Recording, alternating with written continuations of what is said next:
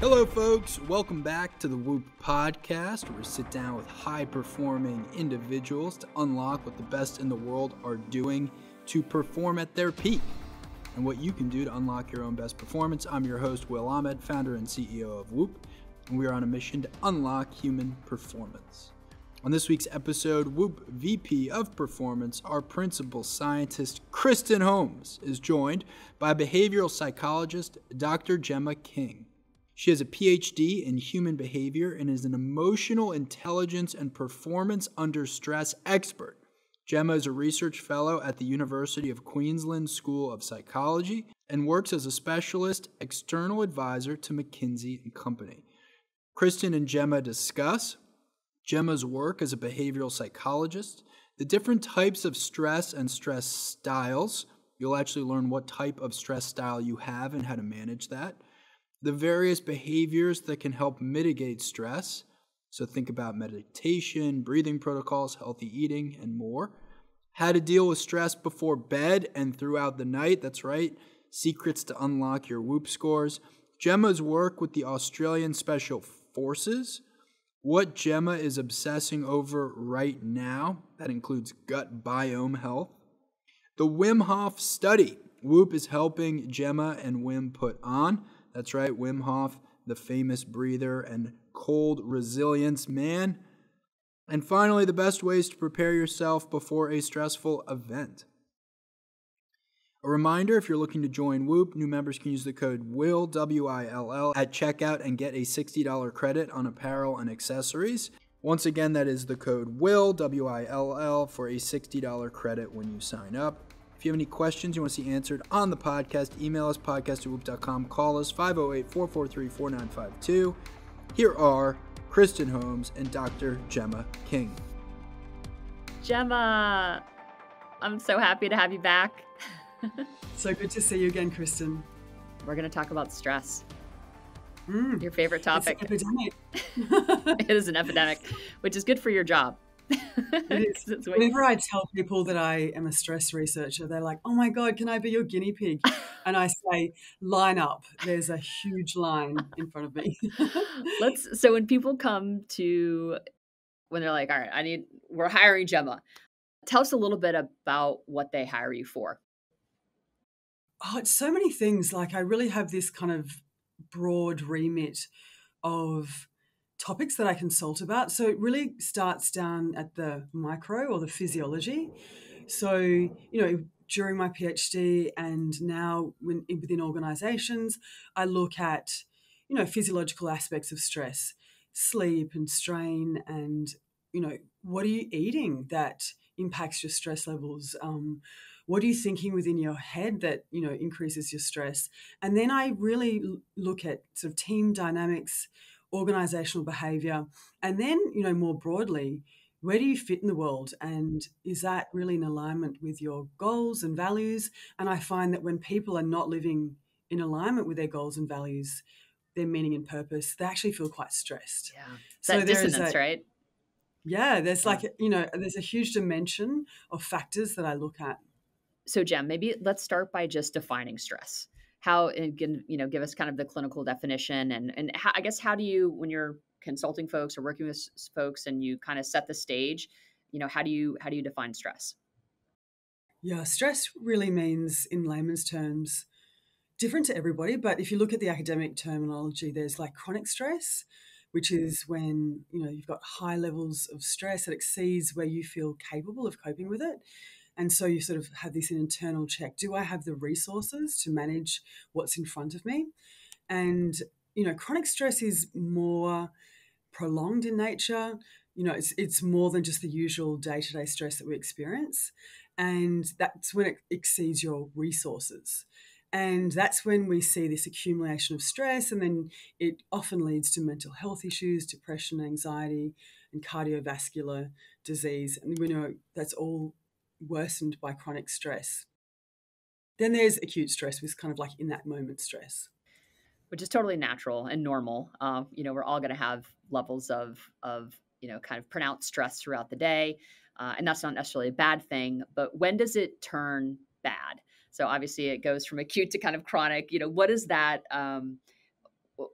what would kind of what would be the criteria, I suppose, where okay, it's no longer just acute, but it's become chronic? What is going unmanaged that basically leads to kind of chronic stress? Yeah, this is a really good question. It's different for everybody, and there's so many factors that go into your stress resilience or your capacity to deal with stress, and how this manifests is different in a lot of people. So, how capable you are of dealing with stress really goes back to even before you're born. So, epigenetics, what sort of environments were your grandparents in, your parents? Then there's your interuterine environment. So, the amount of stress hormones that your mother produced actually has an effect on the growing neural architecture of the fetus. And so, we find that people who had a very stressed out mother, and even in terms of like psychological stress, but also the amount of nutrients that they absorbed when you're in the intrauterine environment, that does change your stress capabilities. And then there is modeling. So, how did your parents and your family and your people around you deal with stress? And then, were they capable of, dealing with lots of stress, or were they quite histrionic? Then there's things like in the moment, like what is your blood glucose level? We know that when you have dips in blood glucose level, that your capacity to deal with stress changes. How much food you've had, where you are in your menstrual cycle, how much sleep you have. I think that's the biggest factor of how much you can deal with stress. And then to answer your question, how long does it take? Well, what I see in my research and when I'm consulting with people, you can be in sort of a high level of stress, I think, for about 8 weeks. And then your typical circuit breaker will manifest. And so the circuit breaker is your stress style. People have different stress styles, and there's a bit of a continuum. So people are either very, what we call expressive, and so they might express their stress emotionally, they might cry, they might get angry, and it's quite visible emotionally. And then there are people who are much more mental stressors, so when they start to get stressed, you find that their mental capabilities start to get suboptimal. So they might get scatty, they might get forgetful, they might get foggy brained, or can't make decisions. And then on the other end of the spectrum, there are somaticizers. So these are people who manifest their stress physiologically. And so they might look quite stoic, they don't even realize that they're stressed. And what will happen is their bodies will give away. And we see this, around, 8 weeks of high intensity stress is when your body starts to manifest stress. And that's because stress hormones, cortisol, that hormone houses or benches any non-essential metabolic processes within the body that's not designed for immediate survival. So when you're really highly stressed, things like your digestion changes and your immune function changes. So typically your body is engaging in housekeeping duties, like going around scavenging up cancer cells, viruses, bacteria, parasites. But when you're really stressed, your body thinks, I don't have time to do all that housekeeping, scavenging up all those little things. I've got a big thing coming. And so what happens is you'll find that a lot of your immune functions shut down, and then you'll get maybe immunoglobulin G or A that will get a spike in the beginning. And basically what this is preparing your body to be, say, eaten by a saber-toothed tiger. But the internal housekeeping immune function actually gets stopped. And so what we find is people will get really, really sick. Say you're about to go on holidays and you work really, really hard for a couple of weeks leading up to that holiday, and then your body will clap out once you get on holiday because your immune function can only hang on for so long. Yeah, I think you hear that all the time. People are like, I was on holiday, but I got sick, and I think like the key is, of course, not to get yourself in that situation, clearly. You know, It's hard though, right? Like we've got so much pressure to perform, yeah, there's a lot. schedules, deadlines, mortgages, kids. Parenting, yeah. Yeah, I mean, there's a lot of stress. What would you say? I mean, we're going to get into the tactics, but I think just when we're, on it, I think, and I know, Jem, you talk a lot about this, how do we deactivate in a meaningful way so we can manage that acute stress in a more elegant way, right? So we're not in a situation where we get sick, and I think, and I don't mean to like flex the fact that I haven't been sick since 2017, but I'm going to for a second. And It's just such a good sleeper, Kristen. well, I mean, like I'm vigilant. gold standard. I am vigilant about my sleep and my meal times. But I think there is a taxonomy of behaviors that are immunoprotective, right? And Absolutely. can keep us from getting sick, right? If we adopt those behaviors consistently. What would you say from your experience, when you're working with these kind of high stress folks who are in high stakes environments, they've got a lot going on. What are the few behaviors that you would recommend they adopt to protect themselves to enable this housekeeping that you're talking about, right? We don't want to be in a situation where we're not allowing our system to do that protective housekeeping that you described, I think, so beautifully. Like, what are the few behaviors that can kind of get us down a better path? Yeah, I think it's a really good question. Is awareness of your stress style. So understand, are you a somaticizer? Are you someone who manifests stress physically? Like, do you sit there finding yourself, you've been clenching your jaw for the last half an hour? Do you feel a tightness in your chest? Do you feel exhausted? And then once you see that first instance sign of stress, or do you start to feel forgetful, or do you start to feel a bit weepy? Know that is a trigger. That is the sign that stress is starting to accumulate. And once you know that, have your personal protocol. So have your formula.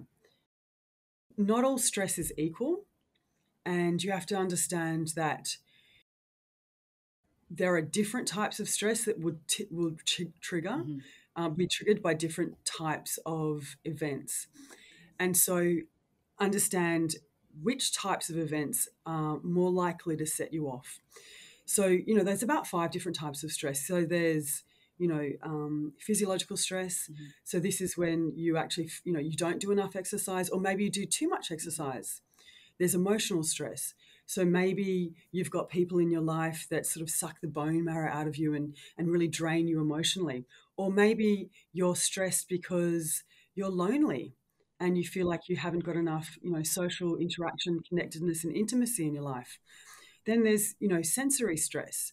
We've all got that because we've all got phones. We all have nighttime lights. We live in noisy environments. We have like this stimulus coming in all the time. Then we've got mental stress.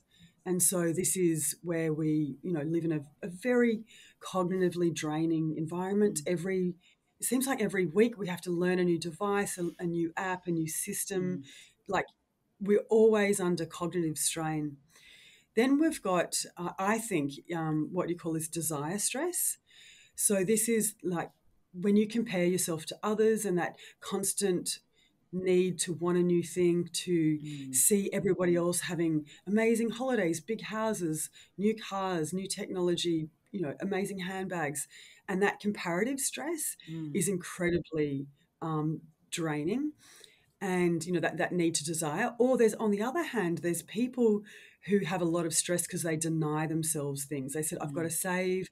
I can't do this. I can't go on holidays. I can't enjoy myself because I need to save. I'm worried about the economy. So that's stressful. And then we've got, the greater, higher consciousness stresses about life, purpose, meaning, direction, where you fit in the universe. Is your daily endeavors actually in alignment with what you want to do? So once you work out what type of those stresses is actually driving your stress, then you can do something about it. And so then I'm very much about a targeted approach to stress. So we all know that we've gone on a holiday, we feel absolutely cooked, and we, spend 2 weeks somewhere or a week or whatever, and then we go back to work and you think, I am still exhausted. And that's because on that holiday, you didn't actually diminish the types of stress that made you stress in the lead up to that holiday, because you're still scrolling on your phone. You've still got your kids asking, can I have this? Can I have that? You still have to pay for that big hotel bill. And so you've still got all the stress, even though you're lying next to a beach, Yeah. a beach or, sitting in the sun, you're still scrolling. Right. So you actually haven't eliminated that sensory stress or that comparative stress or that emotional stress. You may be engaging in physical rest. So match your rest to your stress. So that's sort of broadly. But then, so what are some practical things you can do? And, and we speak about this a lot, Kristen, and, this is, really much, very much the foundation of our research is have those pillars of health. So, sleep is absolutely imperative. If you're going to put your attention anywhere, making sure you have sleep consistency, good quality sleep is where you get your biggest bang for your buck. And I think that a lot of people, may think they sleep, but unless you're measuring it with like a device like the Whoop, you actually don't know if you're hitting slow wave sleep. You don't know if you're getting REM sleep. And unless, as we know, unless you're hitting slow wave sleep, you're not clearing away all the metabolic byproducts of thinking, that product adenosine. Yeah. You may wake up feeling absolutely exhausted or unhappy or anxious or depressed.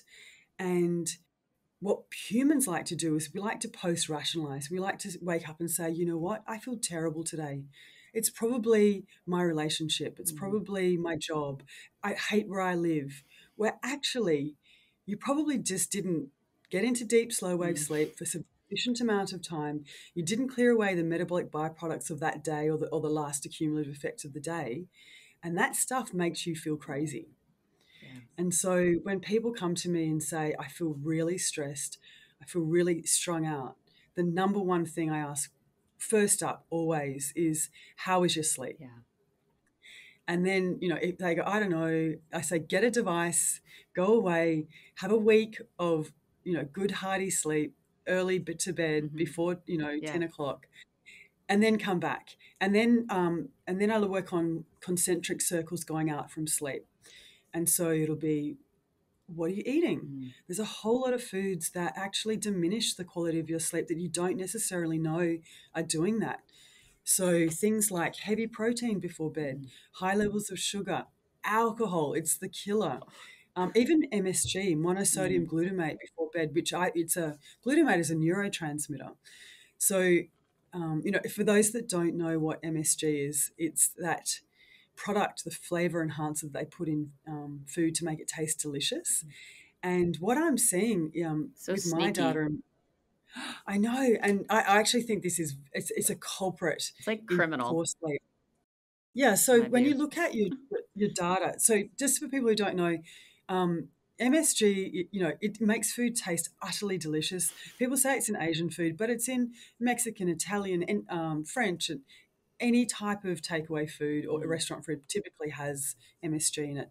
And you get this like, oh my God, this food tastes delicious. And then when you're going home, you feel like absolutely exhausted. And then you may get into bed and go to sleep and you have crazy dreams all night.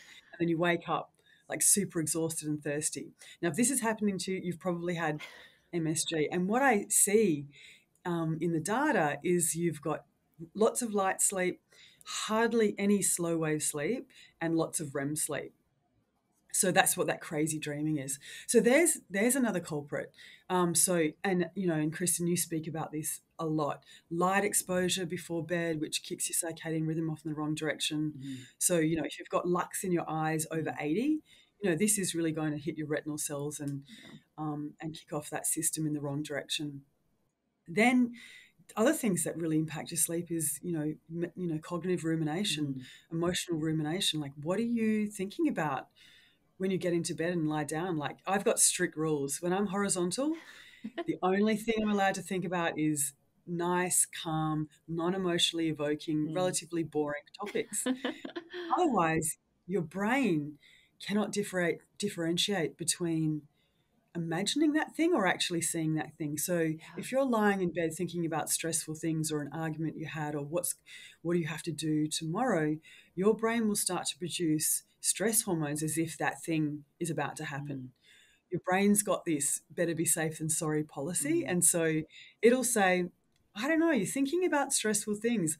I may need to fight, run, or, activate. So I'm just going to secrete a few, stress hormones just in case. And that's terrible for sleep. Right. So sleep, big thing. So Jem, that will impact not only your ability to fall asleep generally, but even if you're really tired, you might fall asleep. Will that end up fragmenting your sleep, that rumination? Oh, Yeah. absolutely. So It rears its head at as you some say, point, right? you get exhausted. And if you've got this accumulative amount of, stress hormones, once your body starts to process it, it'll wake you up. And so what I really advocate is throughout the day is having what I call nano intervals or nano intermissions. So every time you go to do a new task, go to a new tab, change, to a phone call, if you go on to that next page, what I do is I stop and literally have 30 seconds of resonant breathing. And this is this sort of intermission in your day, and then get on to the next thing. And those little punctuated, fracturing the intensity of the stress, I find is incredibly helpful. So by the time you get to bed, you're not just like surging with like stress hormones, and you just like maybe have to take a sleeping tablet, or people drink alcohol to sedate them. But when you've just punctuated the day, it seems like it's a little bit easier to get to sleep. Yeah. I And think then people, and let's just stay on that just for a second, because I think folks feel like it just sounds so simple, but I think that is the way to like not get sick on your vacation, is to be, to your point, like you map stress, like a stressful situation with like a mini moment or a nano intermission of rest, and you just do that proactively throughout the day. And it probably doesn't have to be a lot, right, Jem? That's, 30 seconds, a minute where you're just consciously deactivating. And you mentioned resonance breathing, which I know we both are huge fans of. Yeah. So I've got a PowerPoint slide, and I can share this with you. It's literally a waveform, and it's got a little blue ball that's timed for like 6 breaths in, 6 breaths out. And, I have it on my desktop. So I think I sent that to you, Jem. Yeah. My son and I use it at night. Yeah. And you just sort of like, and you just pretend you're sucking up the ball and then breathing it out. And honestly, that is like, it's money. It's so simple and so quick. And then Jem, I want to talk, I'd love to get your insight. One of the things that we hear a ton from members is just waking up at, 1 a.m., 2 a.m. And I know that it's the cortisol, right, that's starting to rise. Like what is happening during the day or before bed that basically will wake you up or not wake you up? Like I know, like if I'm ruminating before bed, or I have some emotional conversation, or maybe I haven't managed stress as effectively, the chances of me waking up at 1 o'clock or 2 a.m. are higher, I suppose, if I'm managing kind of my emotions and my stress really proactively throughout the day. Is that actually what's happening? Like, is there what's kind of happening in the brain during that moment of waking? This is a really important question, and it's something I get asked all the time. And to be honest, we don't know for sure why people will, wake at 2 a.m. every morning or 3 a.m. But there are a lot of theories, and I'll just go through some of them. So, typically busy people, knowledge workers who've got a lot on their plate, you do accumulate a lot of really important high stakes thoughts and decisions you've got to make. And we don't always have enough time to deeply think about them. So we'll sort of bank it. And so we'll fall asleep exhausted. And then, as you know, the REM component of your sleep architecture is where you consolidate memories. It's where you make sense of your emotional world. And I also think that people don't understand that the REM part of your sleep has a very important forgetting function as well. I call it the defrag part of the sleep architecture. So it's basically when your brain says, okay, do I keep, delete, Do I file that away? Do I, is that important? What box inside my head do I compartmentalize that thought? And so when you're in that REM sleep, sometimes these decisions are so important that it'll actually wake you up. So then you can consciously, using your prefrontal cortex, decide about this. Where does this thought get filed? And so a really good antidote for that is brain dumping, is where you name to tame. So have a pad beside your bed with a pen, and then you brain dump all of the things that's been cogitating on during the day. And I find what's even more helpful is that you have dot points and say, okay, decide whether or not to hire this person or to change jobs. And what you do beside that point, you actually put a time. And so you almost have like a worry hour the next day. So you say, okay, at 10:15, I will think about that topic. Then you put the next topic. Okay, at 10:35, I will think about that topic. And so by adding the time to that list, it really does placate that sort of anxious part of your brain that really needs to disentangle these thoughts. And I just think, That's fascinating. it's really, really helpful because your brain's really naughty. And if you say to your Totally. brain, don't think about this thing, don't think about this thing, what does your brain do? It'll absolutely turbo think of that thing. So what you're doing is just placating that kind of anxious part of your brain that wants to sort this stuff out. And, at 3 a.m, it's quiet. It's, it knows that there's no other distractions except you and your mind. So that's why it'll say, wake up, wake up. But there is other theories, and, this is, something that I'm utterly fascinated in, and something we're doing research in, is the impact of your gut biome on sleep. So we know that inside your digestive tract, you've got, around about 2.5 kilograms of gut biome. I don't know if you can translate that into pounds. What is 2.5 kilograms? It's a lot.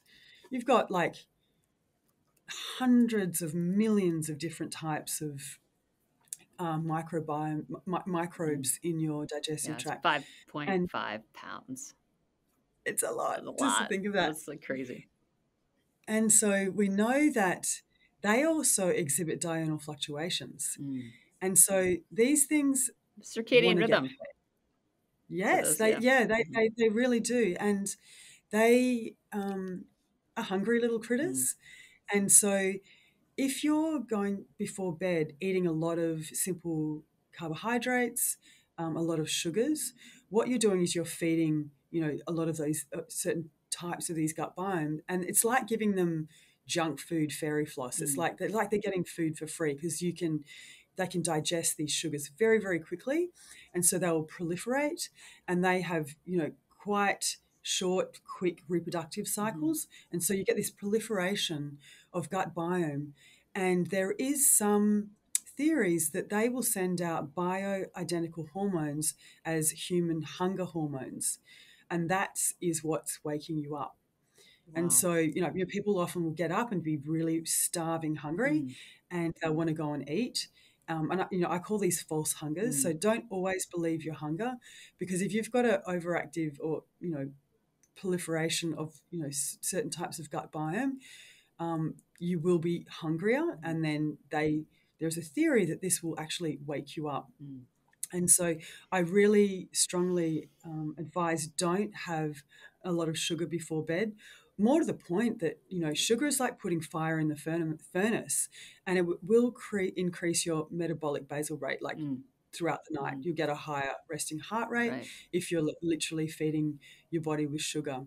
And so, what's the relationship to cortisol? I kind of go back to that. Like if you're eating sugar and basically you're asking your body to digest that, that's going to make you stressed, right?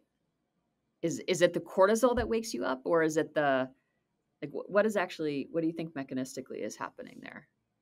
Well, you know what cortisol is? It's actually just the hormone that releases the energy that you need to fight or flight. Right. So it helps release glycogen from the liver. So it literally is a signal to your body to drop as much, fuel into your bloodstream so you can run. Right. And so if you've got high levels of cortisol, your body's thinking, I need to dump all of this sugar into the bloodstream for your big muscle groups, for your heart and your lungs to fight or flight. So another thing, I just before we move on about gut biome, there's a great company that we've been doing our research with at the University of Queensland called Microba. And they, interestingly, have found that those individuals who have got low gut biome biodiversity are more likely to wake up at 3 a.m. than those with a heterogeneous gut biome. So it means that the larger amount of different species that you have, the less likely you are to wake up at 3 a.m. So yeah, really interesting. I don't know, what is the direction of causality? Not sure. Yeah. But so I think there are many factors at play that will make you have disrupted sleep. It's clearly modifying the relationship between cortisol and that, probably. That's got to be mechanistically what's probably happening. Yeah, and also there is that theory of the bimodal sleep where, for the better part of, 250,000 years, humans might have had 2 phases of sleep. Yeah. Where they'd go to sleep when the sun went down, and then they'd wake up in the middle of the night, and the adults would go around and, whittle sticks, converse, have sex, do stuff, and then they'd have a second sleep cycle. And so it was the industrialized revolution where humans were then pushed into a one sleep cycle. And then the advent of lights, so we stayed up later, and then that, as you know more about this than me, the impact of light on your circadian rhythm. Yeah, it's I think that it's definitely worth noting that when we're viewing light out of phase of the natural light dark cycle, we put our body under tremendous amounts of stress. And I think that's some of the research that's come out recently just showing the impact of light viewing between the hours of 11 p.m. and 4 a.m. has a pro-depressive effect. It actually impacts our dopamine system. And remember pro-aggressive as well. Yes, I know, which is just insane. Like you think about teenagers, they're up all night and they find they wake up and they're hungry and grumpy. Yeah, exactly. I know. So you're more as you know, when you don't sleep well, the next day you produce more cortisol, right? And also you have cravings for salty, fatty, sugary foods the next day. Yeah. So it's just like this vicious, I know, self-deprecating cycle. Like you're tired, so you eat more, and then so you don't feel good about yourself. You ruminate more, and because you're eating bad foods, you actually have worse sleep. And I think there's so many people in these terrible cycles. And I think something that I haven't mentioned is the importance of exercise. Yeah. So we know that our human physiology is like this amazing pharmacological factory that produces all these anti-anxiety and sleep-promoting hormones. Like, there's myokines in muscles. We've got osteocalcium when you put weight on your long bones that increases, spatial reasoning and memory. And, and if you're not moving your body, your brain actually thinks there's something wrong with you. So there's a sedentary depression hypothesis. So if you think about humans for the better part of our existence, we were rarely still. We were always moving, weaving, collecting sticks, like just doing something. And forward motion is like such a critical piece of like our evolutionary, which Huberman talks about. But if we were sedentary, it typically meant that we were sick. Yeah. And so no longer relevant. Yeah. And our primitive brain would then make us retreat and sleep. So sleep, because the best thing to get better is sleep, and then retreat so we wouldn't infect the clan with whatever we have.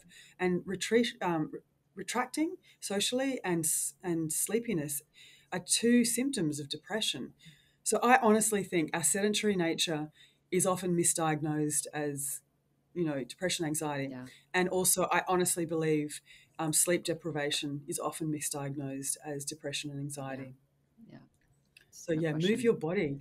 Oh, Yeah. there's a really interesting study that's out of Oxford, and they said if you want to get your biggest bang for your buck in terms of improving mood and reducing anxiety and depression, is to move your body forward in an environment that is green, preferably where you can see water, with a person, another person with a shared goal. You're checking so So many boxes: light, yes, connection, movement. yeah. So Yeah. if you wanna stay sane and happy, go for a walk in the green with a friend and have a goal directed. We're going to go to that awesome cafe and sit down and chat. And like honestly, that's super protective. Yeah. You're moving, sunlight, laughing, and burning calories, and and strengthening bones. Yeah. Like, yeah, perfect. I love it. All right, let's shift gears a little bit. You've done a lot of your research has been with Aussie Special Forces, so you've worked a lot with both men and women in the Australian military and armed services. Talk a little bit about just that experience, and how does stress kind of manifest in those environments? Maybe talk a little bit about PTSD. But yeah, just would be curious kind of what your experience has been, and how that might be a little bit different than working with knowledge workers, for example. Yeah, it was a really fascinating environment to go into. So I did a part of my PhD at the Australian Special Forces, and my topic was a preemptive approach to stress using emotional intelligence training as a moderator, and then using biomarkers as a proxy for stress. The reason I used biomarkers, so I used cortisol and immunoglobulin A, and that the reason I did that was because the people in that environment typically underreport their levels of stress for many reasons. And so then having an objective way of measuring stress I thought was really important. How many saliva samples did you take? Oh my God. Ew. Yeah. I think we spoke about this before. It like turns my Thousands. stomach just like thinking about it. Even like just remembering it, like, ugh. Oh. and like those tubes of snot is really Oh. what brought me to you. Yeah. Because, Like there's got to be another way to measure this. Agent 9. yes. Thank you. Yeah. Because I honestly was sitting in a lab, and actually one of my lab assistants fainted because it was in Australia. It's super hot, super gross. And I was like, oh my God, I'm done with this. This like, surely there's another way. And that's when, HRV. and that's when, Matt, who was running the Human Performance Wing, the Australian Special Forces, was the first Whoop wearer in Australia. And so he actually heard of the Whoop through an American Special Forces operator. Give Matt a proper shout out because he's kind of the man behind the scenes. Yeah. So former commando was injured in 2010, got blown up by a Russian anti-tank mine, and then actually rehabilitated and went back for a fourth tour to Afghanistan. So intense. And so he was really incredibly interested in human performance optimization, and looking at the continuum of health, that there's not like a healthy bucket and a sick bucket. We've got to have this continuum of where you can still be operational, and then using all of these things we're talking about, and the military is super data driven. So this is when he found the Whoop and was like, this is it. Really suits our purposes. So just going back to your question, these guys were operating in sort of like these really austere environments where 1 minute they had to be dealing with diplomats and partner forces and nation state people, people who didn't speak English, and then the next minute they're having to hunt Taliban. And so that required an enormous amount of emotional flexibility. So be able to be calm at 1 minute, but then activate into a combat situation within seconds, and then down regulate and come back. And so a lot of my work was really looking at how we could train this emotional flexibility, emotional management, emotional perception, understanding that emotions is data, and that you can use that to make effective decisions depending on what context, and how to upregulate those around you, how to moderate the emotion and the stress of your team and those partner forces. And so it was it was actually like a lot of fun and really, really fascinating, because they said to me, okay, you're teaching stress. You really need to know what kind of stress that we experience. So, I got chucked out of a plane, chucked off a tower, got to, use their weaponry, a whole lot of things, did a full mission profile. Yeah, so just, really got to, it was like an ethnographic immersion into this environment. And so what we were really looking at is, as I said before, a preemptive approach to stress, is getting all of these tools into their toolbox or into their vernacular. So when the high stakes, high stress moments came, they were already fairly equipped to pull these out of the toolbox. And so this took engaging in stress inoculation activities. So you never really want to work out what is your stress style, how you respond to stress in that moment. You want to have a pretty good idea of, how you respond prior to those moments. So there was a lot of stress inoculation activities and a lot of contextualizing the science in their particular world. So Matt, the commando, he would stand there and tell stories and say, this is what happened to us. This is what happened when these guys got blown up. This is what happened when we got stressed. This is, like, had all these amazing stories. And then we would oscillate between me and the theory. And so I would come in and give psychophysiological theory to all the stories that he told. And I would tell the basic principles of the human stress response system, cortisol, testosterone, oxytocin, and kind of tell stories through hormones and physiological processes. So it was a really effective model. And was that process to try to get them to understand their emotions and understand the root of those emotions, what's actually happening physiologically, so they could manage them more effectively? Or so understanding the bidirectional nature of emotions and physiological responses. So, you'll get, your body will send messages up to your brain, and then your brain will then, praise that in a way that you will make an emotion manifest, or then you'll have emotions that will then actually transmute into physiological reactions. So there's very much a bidirectional relationship. So getting them to really understand all of those things, emotional perception, being able to look at someone's faces and infer what are they thinking, what are their next actions, emotional perception in yourself, as I spoke about, what's your first instant sign of stress.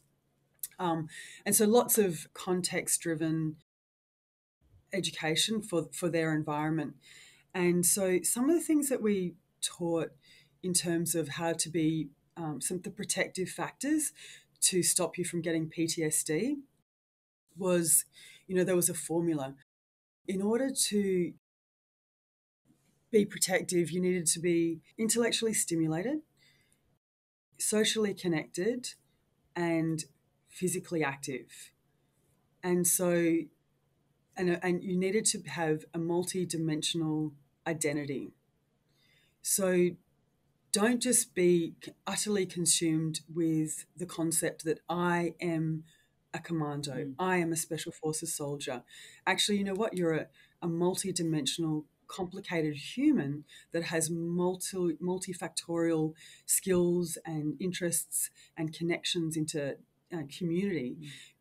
The reason we did this is because if you do get injured, and the one thing you are is a commando, and now you're an injured commando, that's a very dangerous proposition. You put yourself in a terribly precarious situation if you are just a unidimensional human. And so it happens to athletes too. You see this. We work with Australia Institute of Sport, really high level athletes. Like, you must see this all the time. I know personally, just transitioning out of international competition, it's a challenge, because your identity is wrapped up in that. Even knowledge workers, if you're a CEO or if you're a lawyer, and then you lose your job, or you're retired. when you're retiring too, that's a big one.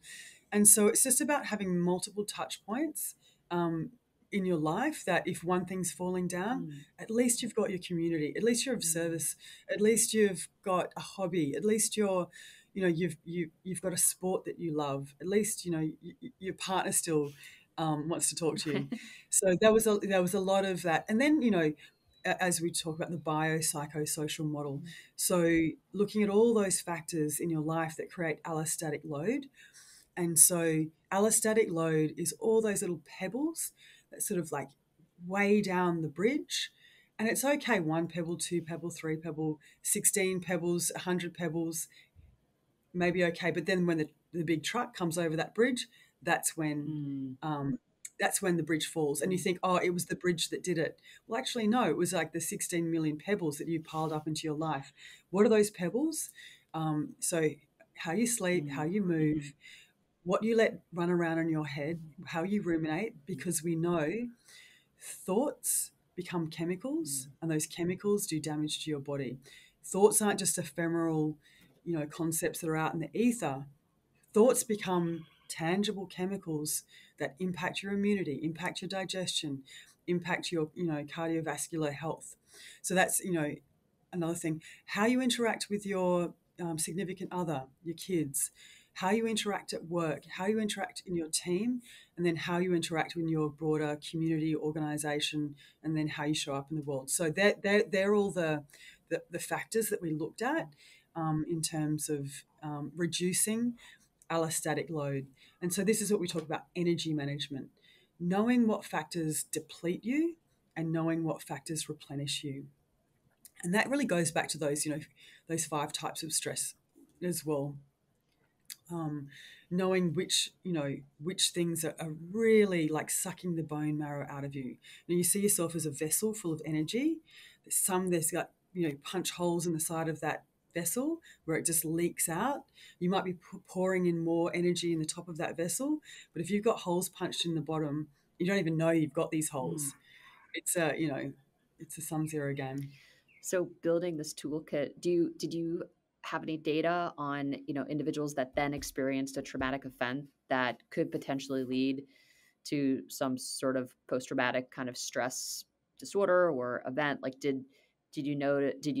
you able to quantify kind of any buffering effect for individuals who really had a great grasp of these tools and then kind of incorporated them into their life?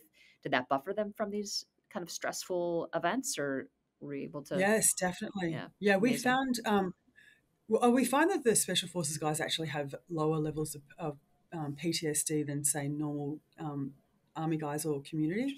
I think because they've got really high IQs, they have this bent for mastery, and they really understand the need to watch, their physiology, watch their psychology. And so when we went through and did my research, I did 2 years of research and then spent several years then consulting back. We found that the guys that we trained in the emotional intelligence training, and it was like a 5-day package, that those guys actually had, better cortisol profiles, better immune function profiles, but they also had better memory recall. They actually had more accurate shooting. Yeah, and we had more guys get through the really, really hard commando selection course. It was an 18-month course.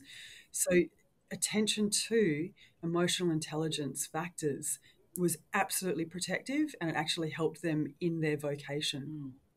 Jemma, we ask all of our high performers this question. What are you obsessing over right now? Oh my God, like where do I start? I've got so many. Let me think. I am obsessing over. I'm really super interested in the impact of gut biome and blood glucose levels on like leadership performance and decision making. So that's I'm doing a lot around the psychophysiological impact on our behaviors, and I'm looking at what else have I been looking at. I'm really interested in chemo signaling. So the impact of our emotional expression and how this actually sends off chemicals, efferent chemicals that humans can subconsciously pick up. So, when you walk into a room and you're like, oh, you can cut the air with a knife, you're like, well, something's been going on in here. Well, when we know now that, if you're tired, you actually produce a lot more cortisol the next day, or if you're stressed, you produce cortisol, and people can pick it up. And there's research to, show that we've got receptors on our skin and in our paranasal sinuses that are really, really potent detectors of other people's stress. So like that whole concept of emotional contagion and being aware of that within teams, like sporting teams. I mean, our and psychological within safety finding right there. Oh, yes, You know? yeah. So, as we know, we did a great study with Amy Edmondson and Whoop and McKinsey, and we looked at, Nadia Fox. and yeah, gorgeous PhD Nadia Fox. Shout out to Nadia. And we found that those leaders who were sleep deprived and stress, their team members had lower levels of psychological safety when that leader was like the night before hadn't slept enough or was stressed, which is amazing because the subordinates that answered our question, they had no idea what the boss was doing the night before, but they could just feel that something was a bit off, and so they were a bit more protective, retractive. It's the chemo signaling. I mean, it's just wild. Absolutely. Like how you can see it in your face, just 45 minutes of sleep deprivation. And you're putting off so much more cortisol, and also there's all these micro expressions, and you're probably a little bit shorter. You can't even perceive, that they're happening. But I'm also really interested in psychoneuroimmunology. So that is. Have you heard about the blister box study? No. That's when I think it's Janice Keekholt-Glasser. She did this study where they got couples into the lab, and then she had this little device, which was a box that you'd attached to your skin, and it rubbed a blister into the skin of these people. Dang. And then what she did is she drew a needle into the blister and drew out the blister solution and looked at immune markers. I think there was like interleukin 6 or something. And then she got these couples to either get along in the lab and talk about nice things, or she got the couples to argue. And what she found, that those couples that argued, their blisters took, I think it was like 6 days extra to heal than those couples who didn't argue. And I'm probably butchering the stats here, but the basic premise of this study is that the quality of your relationships is highly correlated with the quality of your ability to repair and recover. Wow. And so you think about in sporting teams, like if you've got any type of, friction within a sporting team, this is a really huge physiological performance hinderer. Wow. And this is, something that we spoke about a lot with the Australian Olympic swim team going into Tokyo. We talked about, the importance of, trust, psychological safety, and good feeling, because if you have any type of friction with your team members, that produces, chemicals that are performance inhibiting chemicals. Ruin your sleep, house your immune function, and make recovery a lot slower. That is fascinating. Yeah, super fascinating. Jemma, we're super, super pumped about our Wim Hof study. Why don't you give us a 1-2 about what we're trying to achieve with that and what that's gonna, I know we're ramping up here soon. Yeah, this is super exciting. So just to give you a bit of background, so I work with a company called Wilson Asset Management, and Jeff Wilson, the founder, the chairman, he's this amazing, incredibly philanthropic man. And so he is friends with Wim Hof, and Wim said, I want to do some research, around my method. And Jeff, who I work with, said, I know the person to help you with that. So we met Wim, and he said, yeah, I would, he's so charismatic and excitable. And he said, I want to test, my method. And so we can't really exactly give the complete details of what we're testing, but basically we're looking at, does the Wim Hof method have statistically significant improvements in knowledge worker physiology and psychology? And we're using the WHIP device on all of our participants. So we're going to have some really hard objective data to really deep dive into the Wim Hof method. So watch this space. It's kicking off very soon, and hopefully we'll have some incredible data to report on our research. So yeah, thank you to Whoop for providing the Whoop devices for this study. This is a really big contribution, and it's really going to make it really scientifically valid. Yeah, thanks so much, Jem. Yeah, we're really excited. It's an area that is relatively untapped from a research perspective, and I think putting together the breath work and the cold, it's such a beautifully designed study too. Like I love the design. I think it's going to enable us to show effects. There's so much rigor behind Yeah, this there study. really is. It's really beautiful. So I'm excited for this. Okay, final question, Jem. What are the 3 simple ways to mentally prepare or calm yourself during a stressful situation? Oh, this is a good question, because everybody is going to face in a stressful situation. So I haven't got 3 things, but I'm really cognizant of what we call anticipatory stress. So what are your thoughts in the lead up, the night before or the couple of days before? Be very disciplined about what you think about, because when you're talking about winning a race or performing in a speech, hundredths of a second or every single word matters. And so stressing in the lead up to an event is very metabolically expensive. It actually draws your vital energy. So night before, be very disciplined about what you're thinking about. Don't eat heavy meat the night before. Don't have MSG. Don't have alcohol. Hydrate. And then in the morning, when you get up, if you haven't slept very well, don't worry about it. Okay, humans are okay with 1 night of sleep deprivation.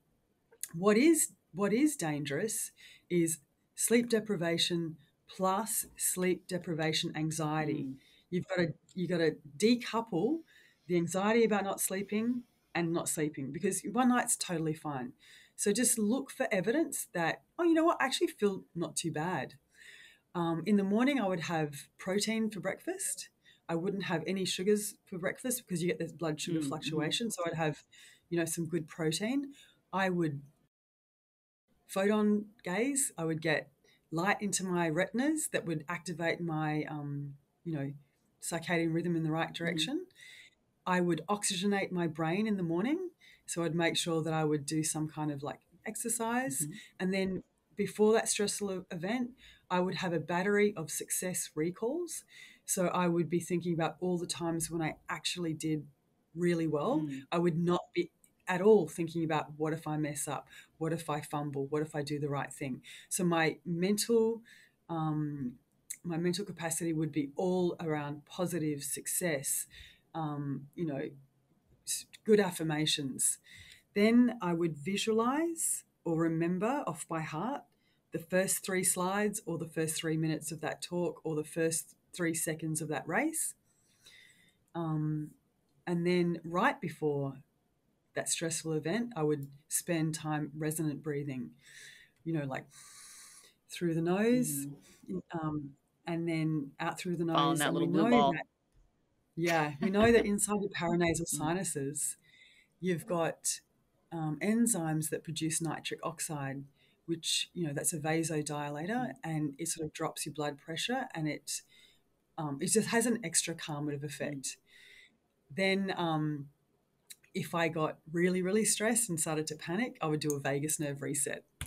And that would just reset the frenetic messaging up to my brain, and it would help me reset and regain, and then I'd just keep resonant breathing. And then if I messed up, I'd be like, whatever, Amazing. Well, Jemma, thank you so much. This has been a fascinating conversation and so many interesting insights. I appreciate your time and your expertise. Always great chatting, Kristen. Yeah, thanks for having me. Big thank you to Dr. Jemma King for sharing her insights on stress and emotional intelligence.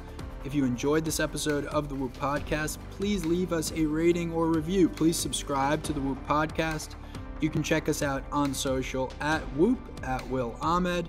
If you have a question you want to see answered on the podcast, email us, podcast@whoop.com. Call us, 508-443-4952. New members can use the code WILL, W-I-L-L, get a $60 credit on Whoop accessories when they sign up. Okay, that's a wrap, folks. Thank you all for listening. We'll catch you next week on the Whoop Podcast. As always, stay healthy and stay in the green.